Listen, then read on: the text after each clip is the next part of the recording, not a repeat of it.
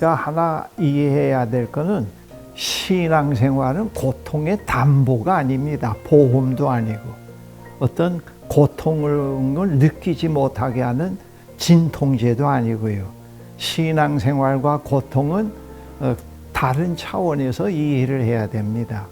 이제 내가 늘 고통이 있다. 근데 고통이 정신적 고통도 있을 수 있죠.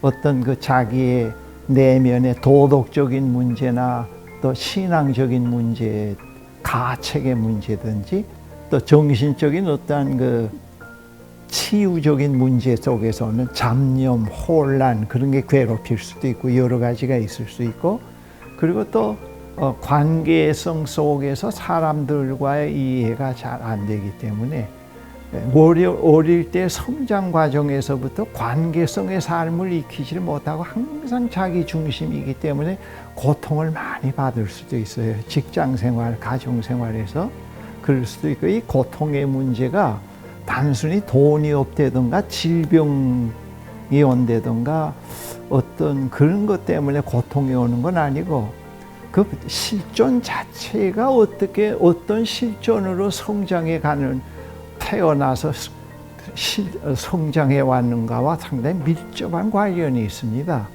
그래서 우리가 고통이 올 때는 그 고통을 자꾸 없이 해달라기보다도 그 고통을 통해서 하나님이 나에게 뭐라고 말씀하시고 계시는가? 이 고통이 나에게 어떤 부족함 때문에 이런 고통이 나에게 자꾸 증폭되고 있는가? 그걸 자꾸 이해를 해 가셔야 됩니다. 그걸 이해를 해 가면서 자기 자신에게서부터 고통을 풀어가야 됩니다. 자꾸 우리는 신앙을 가지면 고통이 없다. 성령 충만되면 고통이 없다. 하나님께서 사랑하는 자에게는 잠을 주신다. 잠 안 오니까 이건 사랑받지 않는 거다.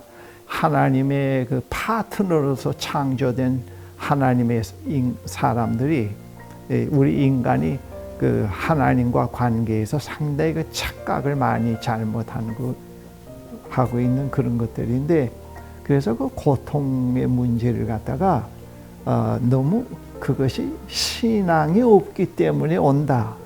신앙이 있으면 고통이 없다. 교회 나가면 고통이 없다. 그런 전제는 갖지 말고 교회 나가면 고통에 대한 이해를 바르게 하게 하고 그것을 풀어가게 하는 지혜와 능력을 얻게 된다고 설교를 해야 됩니다. 네. 암 환자가 고통 가운데 있다고 하는 것은 당연히 수술 안 하고 할 때는 고통이 더 심하고 또 방사선 치료 같은 때는 상당히 심합니다. 그런데 예수 아무리 믿었고 주변에서 기도를 아무리 많이 해주더라도 그 고통은 있게 마련이에요. 그러나 그 고통 속에서 그것을 받아들이는 자세를 갖게 만드는 것이 이제 신앙이죠. 하나님 참이 암의 고통이 심하네요.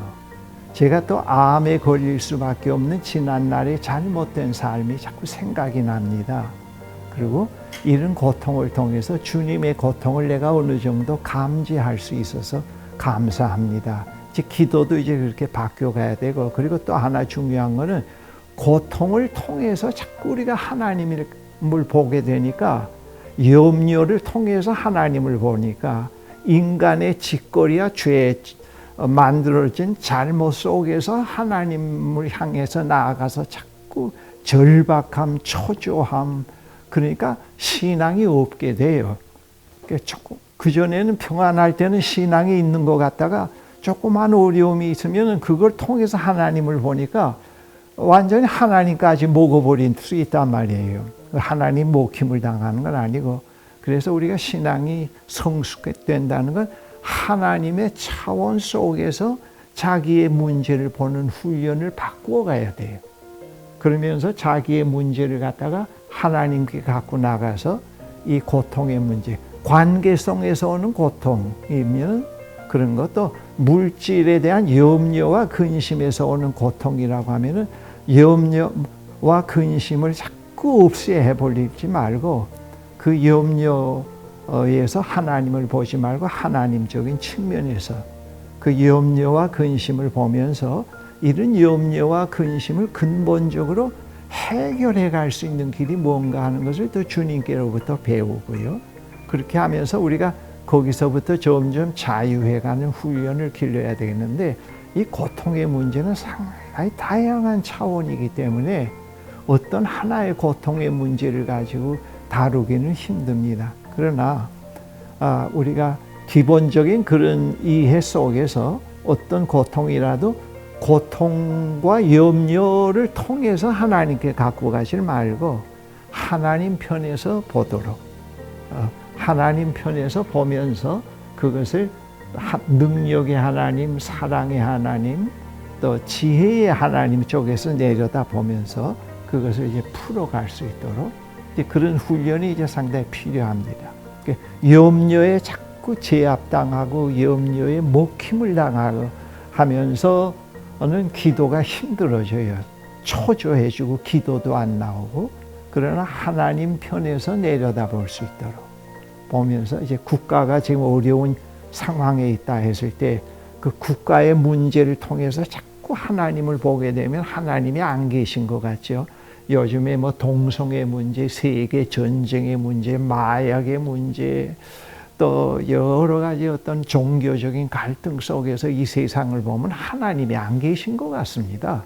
그리고 그래서 자꾸 하나님을 부인하게 되고, 그리고 과학적인 어떤 관점에서 보면 하나님이 전혀 안 된 것 같죠. 그러나 이제 앞으로 이제 우리 이런 데서 모세골과 같은 데서 이제 해줘야 할 것은 하나님 차원에서 오늘 세상을 보도록, 하나님이 창조하신 이 아름답고 정의로운 질서로 뒷받침이 되어 있는 이 세상이 이렇게 인간으로 인해서 파괴되어 가고 죽이고 살리고 있고 성의 질서가 무너져 가고 있구나.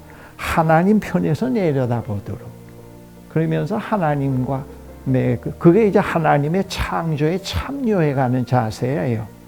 보면서 하나님, 이 인간들의 죄를 제가 대신해서 용서를 빕니다. 그러나 하나님은 정의로운 분이고 참되신 분이기 때문에 하나님이 근본적으로 만드신 이 기본 질서는 누구도 파괴할 수 없다는 걸 알고 있습니다. 하나님, 이 세상에 정의로운 통치자들이 좀 많이 나타나서 주님이 오실 때까지 백성들이 편하게 안정되게 살 수 있는 그런 질서를 유지해가는 그런 지도자들이 많이 날 수 있도록 하나님께서 도와주십시오. 그래, 하나님 편에서 기도해야 됩니다.